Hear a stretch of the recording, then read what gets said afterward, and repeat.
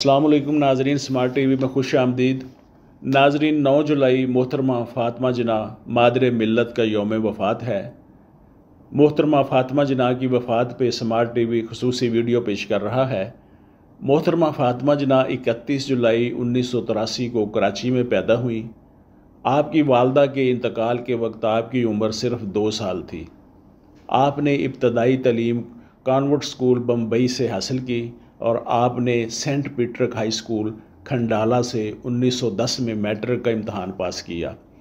मोहतरमा फ़ातिमा जिना ने senior Cambridge का इम्तहान प्राइवेट तालबा की हैसियत से 1913 में पास किया। कलकत्ता से उन्होंने दांतों के इलाज की तरबियत हासिल की।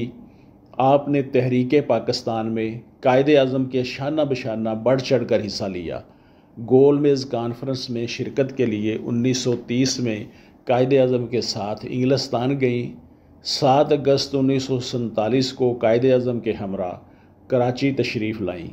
जब क़याम पाकिस्तान के बाद कायदे आज़म मुल्क के पहले गवर्नर जनरल बने तो मोहतरमा को ख़तून अव्वल का एज़ाज़ दिया गया। मोहतरमा फ़ातिमा जिना बानी पाकिस्तान की इंतहाई शफीक बहन थी, बल्कि इनकी सियासी शरीक कार, इनकी सियासी मशीर भी थी। बानी पाकिस्तान की वफ़ात के बाद भी लोग इन्हें उसी कदर मंज़लत से देखते थे जिस तरह वो अपने महबूब लीडर मोहम्मद अली जिन्ना को देखते थे। मोहम्मद अली जिन्ना की वफ़ात के बाद इन्हें सियासत से दूर रखने की हर मुमकिन कोशिश की गई, लेकिन मोहतरमा सियासत से अलग ना हुई। उन्होंने 1965 में सदारत के इलेक्शन के लिए अयूब खां के मुकाबला में लेकिन कामयाबी से हमकिनार ना हो सकी। उन्होंने बतौर सदारती उम्मीदवार अपने ख़िताब में लोगों से मुखातब होकर कहा कि आपने अपने वोट का इस्तेमाल मुल्क के फ़ायदे और कौम के फ़ायदे के लिए करना है।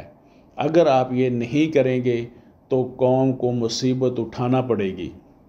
बदकिस्मती से पाकिस्तान की बहुत सी आला शख्सियात, बहुत सी सियासी रहनुमा या तो कत्ल हुए या पुरअसरार तौर पर इनकी हलाकत हुई।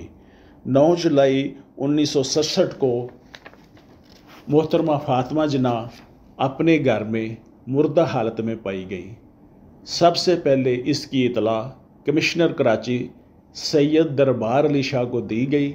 इतला मिलते ही कमिश्नर और DIG कराची अल्लाह नवाज मौका पर पहुँचे और उन्होंने आपके गले पर सुर्ख निशान की तस्दीक की।